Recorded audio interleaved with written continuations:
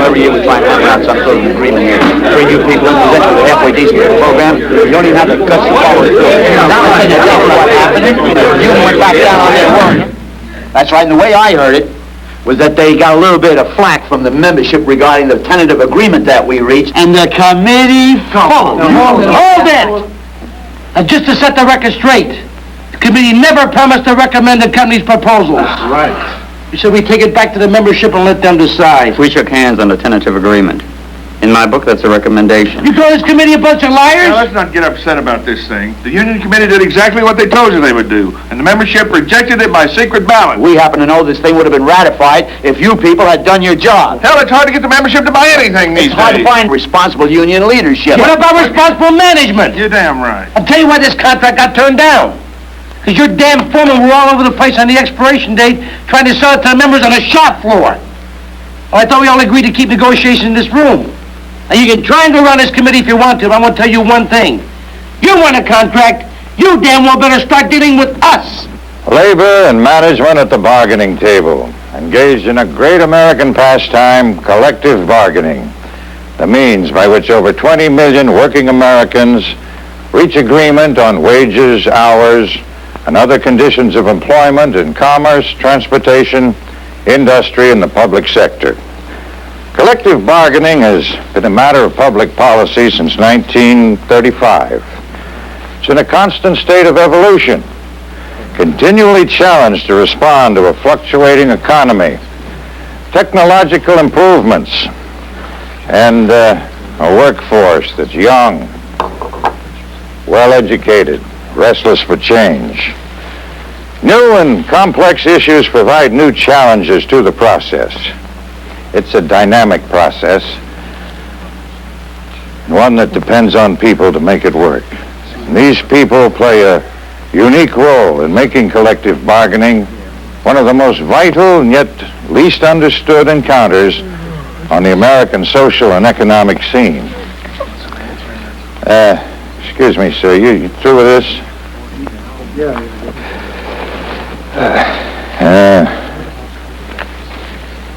Strikes make headlines. So do negotiations in the giant industries like steel, coal, trucking. But they don't portray the real world of collective bargaining very well. As despite the usual stereotypes, big business, big labor, 9 out of every 10 contract negotiations involve small or medium-sized firms with less than 500 employees. And every year, the vast majority of these collective bargaining sessions are concluded peacefully.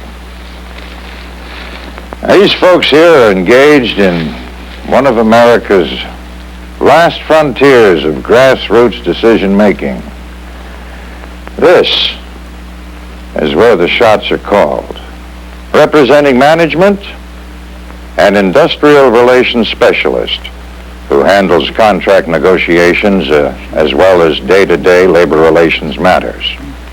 The plant manager and other supervisors from the local plant, such as the general foreman. They usually round out the company bargaining team. With the exception of the international representative, Pete Cole, who's a paid official of the union, the committee members from the local are elected by their fellow employees on the shop floor. They serve on the committee without pay. What we are immersed in here is the last stage of a collective bargaining session. To bring you up to date, several weeks of negotiation had already produced one contract proposal, but it was rejected by the union membership. That happens a lot these days. So tonight, union and management are making a second stab at a contract settlement. We can argue about this thing all night. The fact is, your management's rights clause is too tight. Every time one of your foremen wants to harass one of our people with a temporary transfer, a lousy job, his standard answer is, I got the authority, read the management's rights clause. The only way we can stop you from pulling that kind of crap is to change the clause.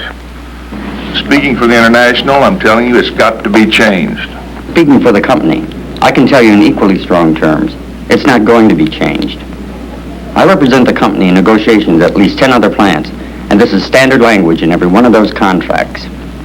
Now, if you think your local union is going to dictate company policy, you're in for a big disappointment. You walk right over us, huh, big man? What else is still on the table? Well, we still feel strongly about the no strike clause. At our last meeting, we proposed that the union be given the option to strike or go to arbitration on grievances. Well, since then, our position has changed somewhat. Essentially, this would provide for a special union membership vote on whether to strike or go to arbitration within 20 days after receiving your fourth step answer. Anyway, you'll get the entire thing in writing at our next caucus. Save yourself the paper. We will not give you license to shut us down every time somebody in the union gets their nose out of joint. Now, if this right to strike issue were the one and only thing between strike and settlement, as far as the company's concerned, you can go out and stay out till hell freezes over. Is my point clear? You made yourself so clear you got yourself a strike. Now, as local union president, I can tell you that our people mandate us on that issue. And look, that makes two things that the company failed to move on already. Hey, what the hell are we doing here? We're wasting our time. Well, if that's your attitude, it's hopeless to continue. We might as well break this thing off till they're ready to be sent. Now, all right. Doesn't take any brains to walk out that door. What does that prove? The company wants to break off negotiations and let the consequences be their responsibility. The company's willing to stay all night, all day, if necessary, to reach some kind of settlement. But the union's position on management's rights and the no-strike issue makes that damn near impossible. Now, look, we've been screwed on this issue before, and we don't intend to have it happen again. What the hell you mean by that? Hell, you don't know? 6 years ago, the company purchased a plant with an existing union contract with language very similar to what you're suggesting. Hell, they were in and out. We had nothing but trouble till a year ago. Okay, what happened last year? The company closed the plant. 200 jobs gone, just like that. I'm stating our position in the strongest possible terms because I think it's important that the union doesn't get into a lengthy strike just because you miscalculated our flexibility on this issue. The only two things management really gets out of a labor contract is management's rights and a fixed period of labor peace by means of the no-strike clause. What's the use of a 3-year contract if we're always facing the possibility of strikes over unresolved grievances? So, we need to keep the no-strike clause in the contract. How about our proposal on discipline? The committee and the membership are pretty strong on this issue. Yeah. I'd say we feel just about strong and disciplined as the company feels about the no-strike clause. Now, there ain't going to be nothing settled here until something is done to correct the heavy-handed discipline around here. Oh, come on. Oh, come on! Gestapo tactics, that's what I call it. Look, a man so much as picks his nose and the warning stuck in his file for as long as he works here. Now, if this issue isn't settled, my people are going to walk. We want all warning struck for the employee's file 6 months after he gets written up. We hear you. What else is at issue? Simple. Just money. Oh, we're okay on the general wage increases. But a big problem is hospitalization insurance. Now, we're proposing a full semi-private rate of daily hospitalization. Now, all the other plants in the area have it. It's time we came up to par. We are up to par. Our daily room rate matches the semi-private rate in the local hospital. We do this at all the plant locations. Our daily room rate in the policy is key to the average semi-private rate in the community. A lot of people want a guarantee of semi-private hospitalization coverage, and every other plant has it. Besides that, we want full maternity benefits. The cost of babies is going up. Is that it? Well, I think that's it. Are there any other questions? I have something to say. It's not a contractual issue, but it's a big problem in my department, and something's got to be done about it before anybody gets my vote on a contract. Let's hear it. Well, the legal term is sex and age discrimination. I call it hanky-panky, and if it isn't stopped, we'll get the EEO in here and see what they call it. Shirley, are we talking about the problem on the second shift we discussed a month ago? I sure am. That foreman is still playing games with some of my girls. The good jobs are going to all the sweet young things. Look, I don't need to be graphic, do I? I wish you would. It isn't funny, Rogers. I'm talking about people's jobs. Look, Now you listen, and you listen good. Most of the women on that line are working wives, decent people. They've got to work to make ends meet. And by God, as long as they're working here, they're going to be treated fairly. is that it? I haven't finished. I've got one last point to make to this company. Jobs are not going to be passed around according to who's messing with who. Now, those women know what's going on, and they resent it, and I'm not going to stand for it. I'll look into it. I think it's time for a caucus. But at least the issues did get on the table. Now, it probably seems as if there are two solid fronts, labor versus management. But don't be deceived. Behind those fronts are lots of potholes, political factions, ego problems, lots of subtle dynamics. So, we have the caucus to work out the various differences between the team members and plan group strategy.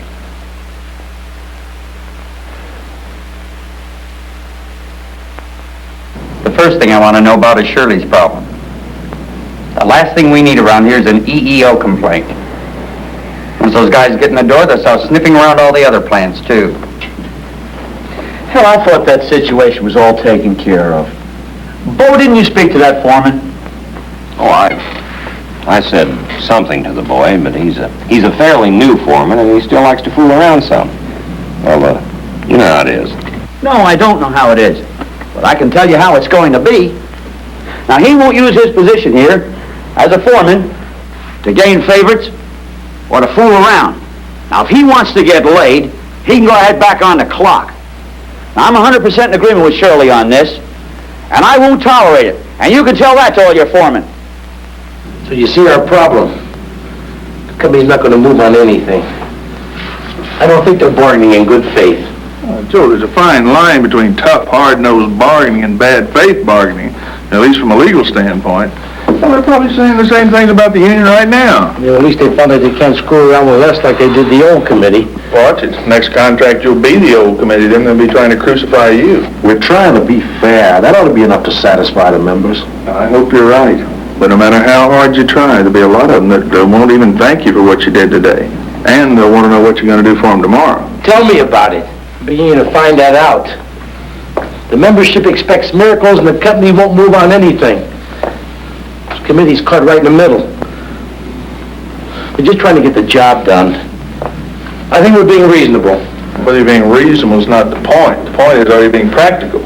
Then there's a question of whether the differences between the company and the union, are they miles apart, or can they be narrowed to an area of agreement?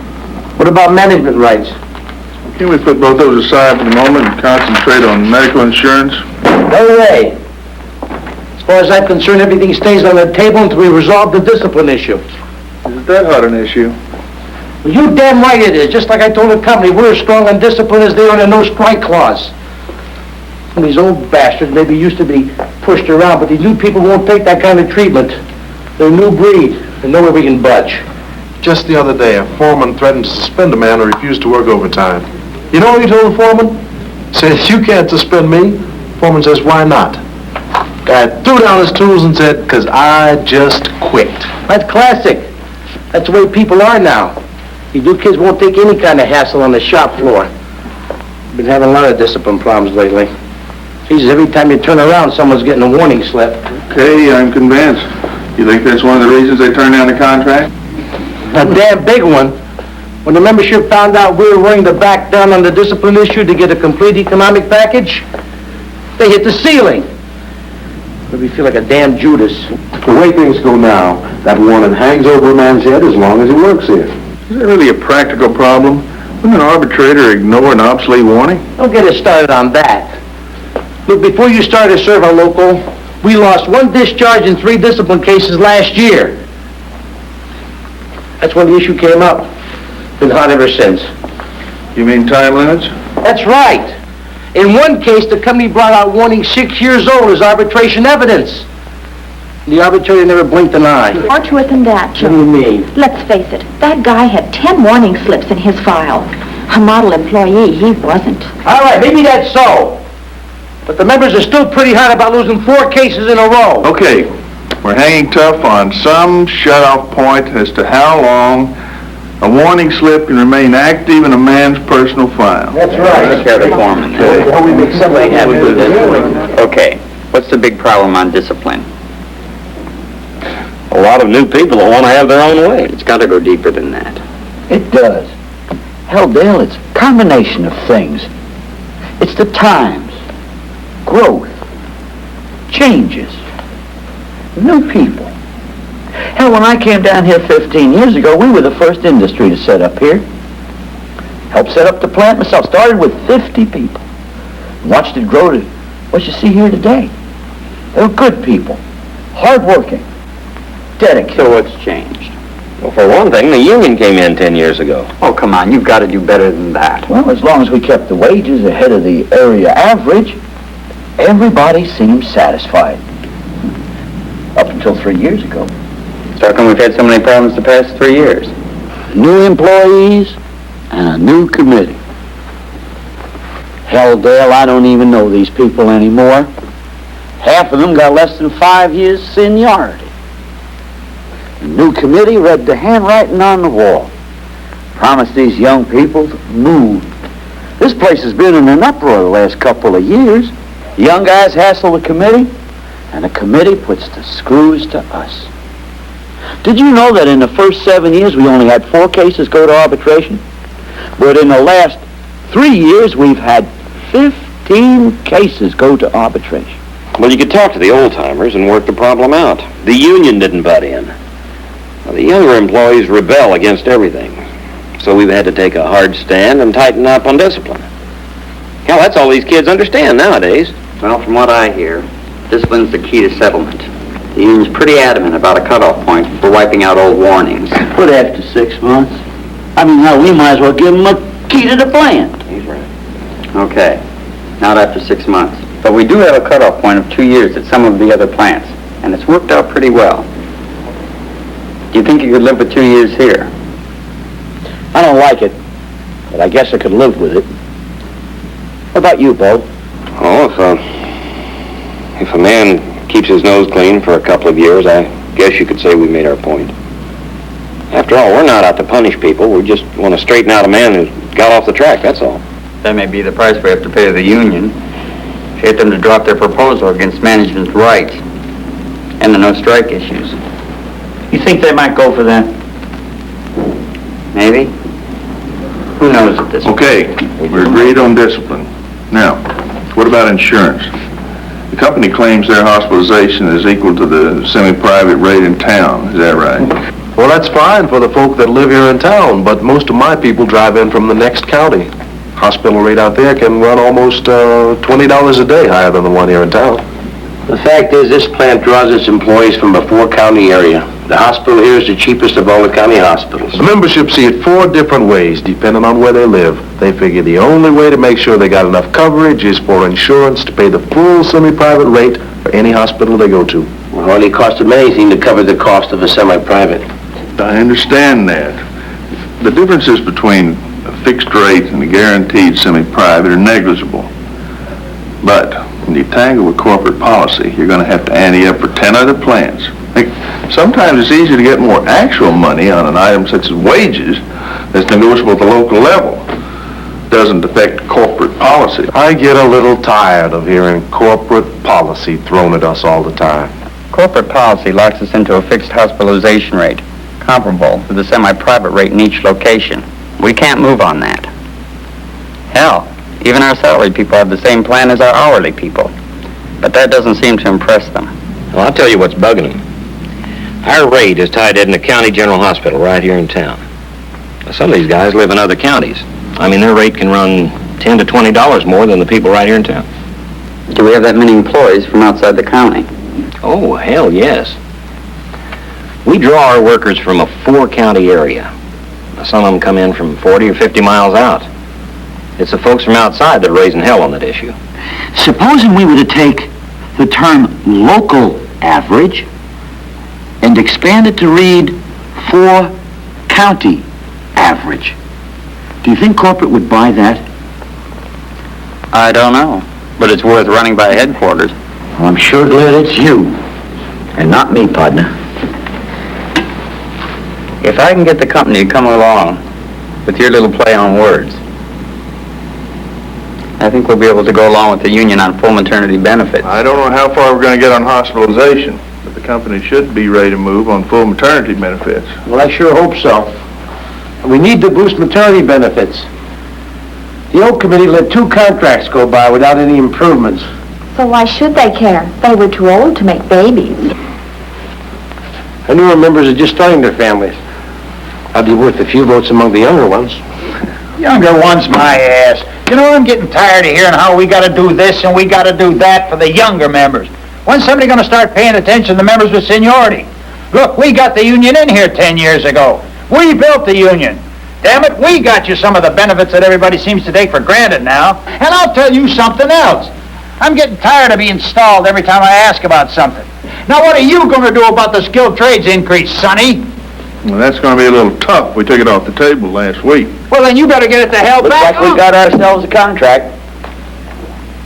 I wouldn't count on it if I was you, Ray. What do you mean by that? Problem. And it ain't even been mentioned yet. I hear a lot of grumbling from some of the old-timers about a skilled trades increase. Oh, is that still a problem? I thought that was dropped a week ago. Well, it wasn't even mentioned in the committee this afternoon, Bo. Whether it's dropped or not, my foreman tell me it's still a problem. There's something about the skilled trades thing I'm missing. It all boils down to one word: politics. So that's why old Smiley's been so quiet all week. Now, here's how I figure it. Joe Tapazio beat out the old local union president by just over 20 votes. Joe got most of his support from the newer members.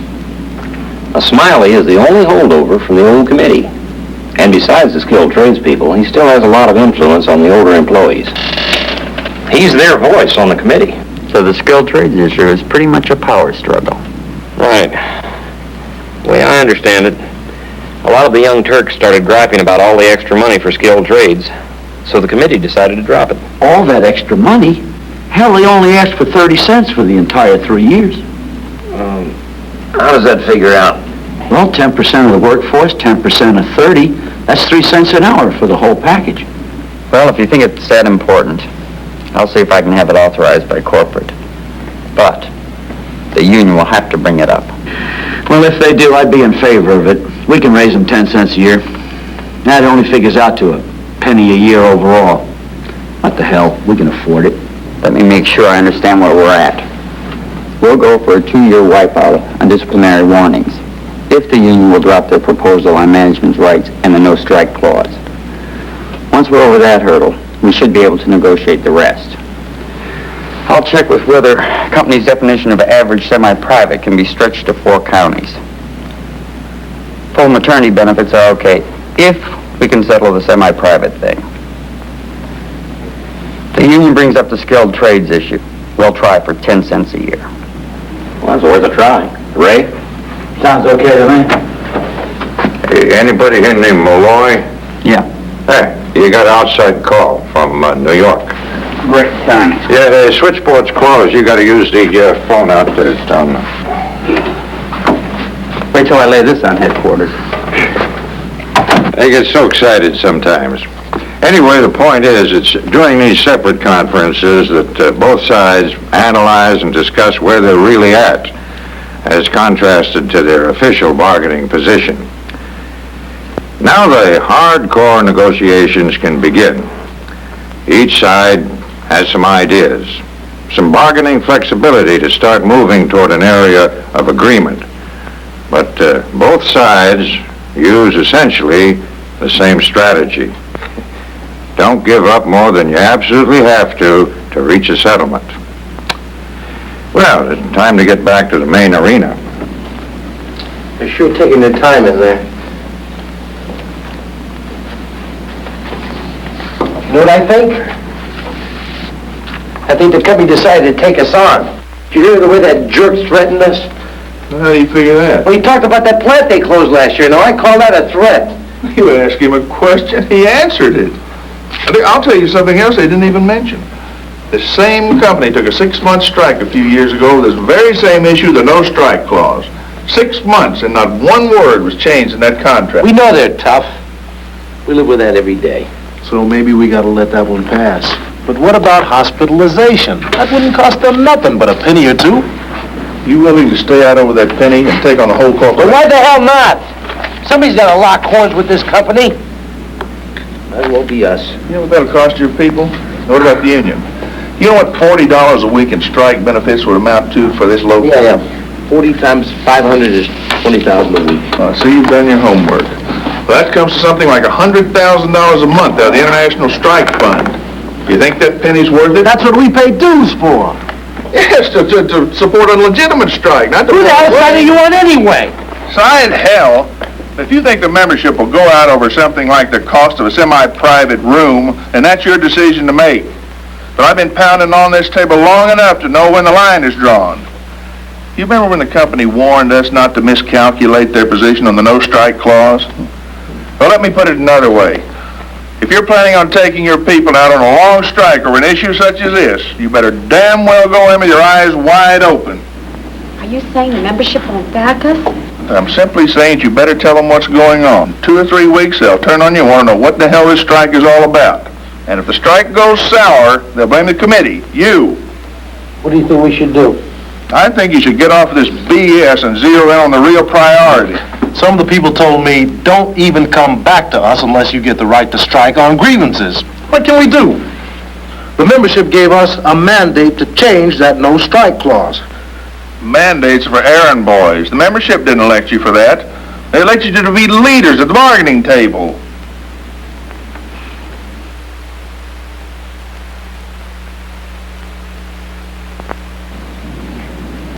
Well, sure, if you got something to offer us. So far, we've gotten is a free cup of coffee. Before we get started, Mr. Schultz has something to say. Yes, thank you. I'd like to make my position clear on the problem that Shirley raised. Now, I'm going to personally take care of this situation myself. While I can't do anything with what people do in their off-duty hours, I certainly won't tolerate this type of personal conduct during company time. Okay, if that's taken care of, let's get down to this contract. We've had an opportunity to review the issues in detail. And as I've stated before, we are not willing to make any changes in our present management's rights or the no-strike language. If the union will come off these two issues, we'll consider a compromise for this discipline problem. What sort of a compromise? We'll consider a time limit, a cutoff point on warnings, if the union will drop management's rights and the no-strike issues. Well, before we even consider that sort of possibility, we have to know what sort of time limit you're talking about. Well, this is not a proposal, but I can tell you, we have contracts at 2 other plants which wipe out old warnings after 2 years. Big deal. It's way too long. Hold it. Let's not reject anything out of hand. Now, before we discuss that, we have to know where you stand on these other issues.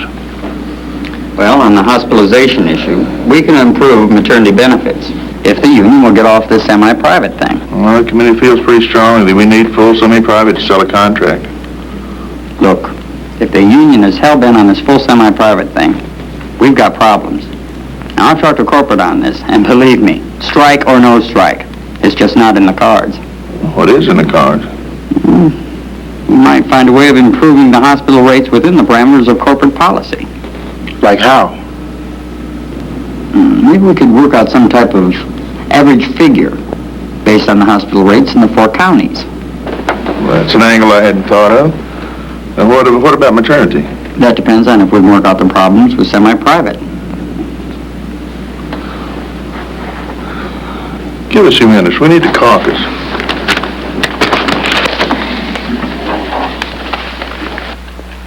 You see how the spokesman for both parties narrowed the issues through questions and suggestions? Now, neither party really gave any ground, but they did indicate possible compromises that they might make.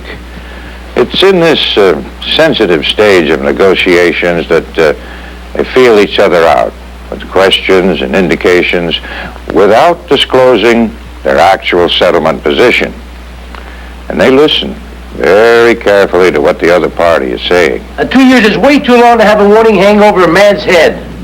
The point is the company moved. They showed a willingness to negotiate. Can't we find something between 6 months and 2 years that's acceptable? But what can we live with? What will the people buy? I could go along with 1 year, but that's it. What do you think? Well, it's better than what we've got now. What do you think? Sure show, Junior. Now, let's button this thing down. If the company will go 1 year on wiping out our disciplinary warnings and letters, can we drop our proposals on management's rights and the no strike clause? Yeah, well, that still leaves us with big problems on hospitalization and maternity. And skilled trades. Look, you people can play with yourselves all night long on that other stuff. But I'll tell you one thing. You'll get a solid no vote from my people unless we get a skilled trades adjustment. One thing at a time. The hospitalization. And the company sent us a message.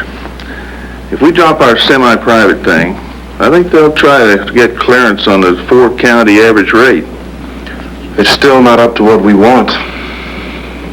But it's an improvement.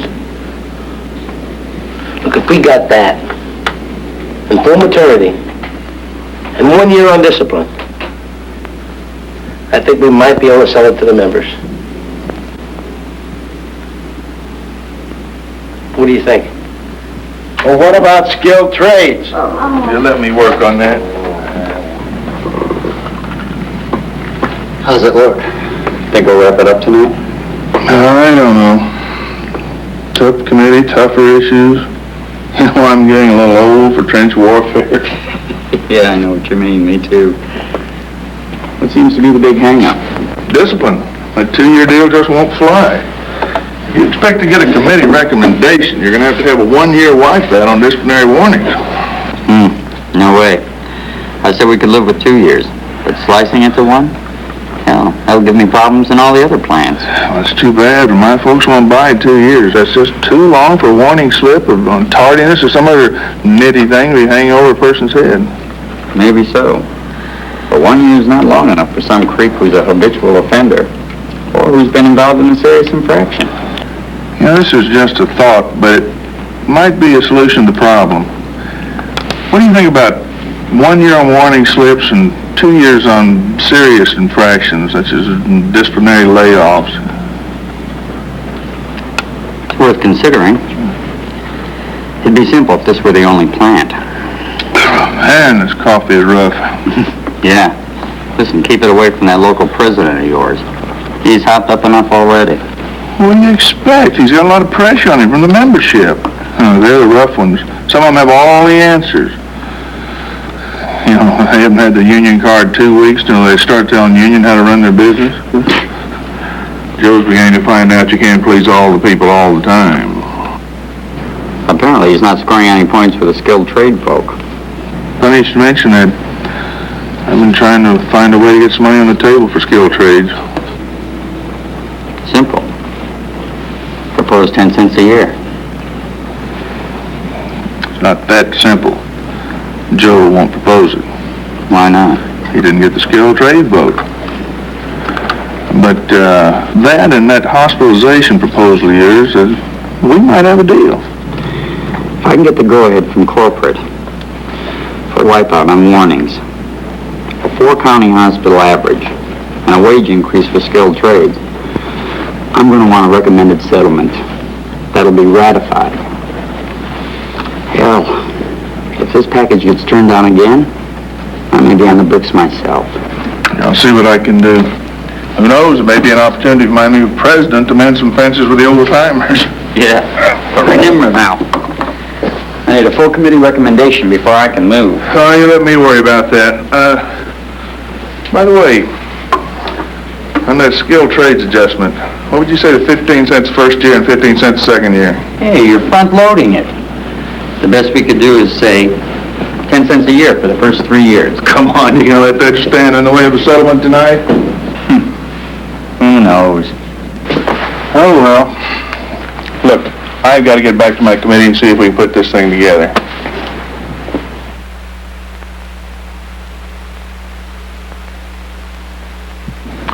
Now, we've got a proposal that might help us get around some of these problems the company's hung up on.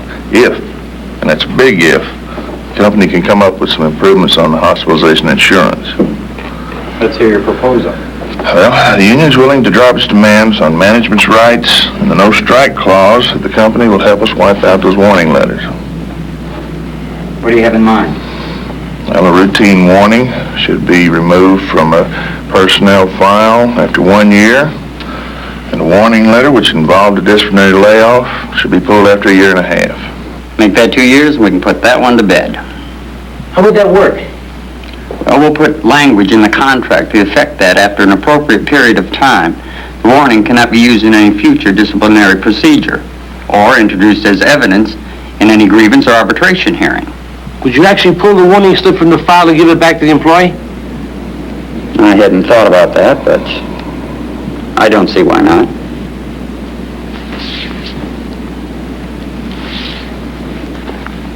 Sounds good. I'm willing to go along with 2 years. How about you guys? Okay, now for the big if. Where do you stand on hospitalization? Okay. We're willing to expand our definition of the average hospitalization rate to include the four-county area. Now, if you can buy this approach, the company will go along with full maternity benefits. Now, does that take care of everything? Not quite. There's one other thing our president would like to discuss. Yeah. Well, look, as everybody knows, I'm a little new at this thing. I've got no call to be asking for favors, but I would like the company to consider a very special problem we have. What's that? Skilled trades. I'll take the responsibility for goofing up on that one. We took it off the table last week, and that's my fault.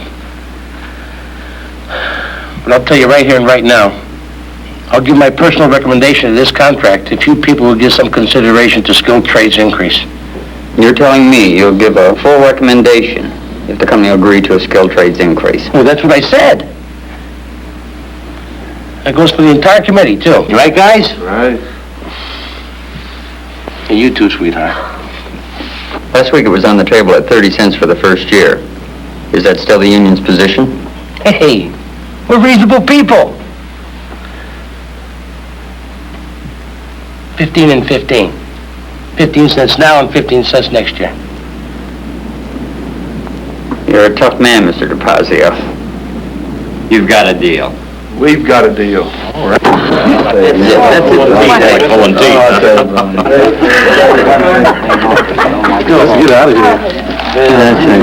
We've been on 3 years.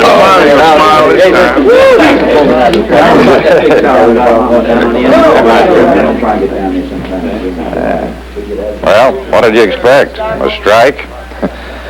Violence on the picket line? Class warfare, maybe? That's the kind of stuff that makes headlines. Peaceful settlements get, maybe a paragraph on page 25. And this here was pretty typical of a collective bargaining session. Oh, of course, it's not all over yet.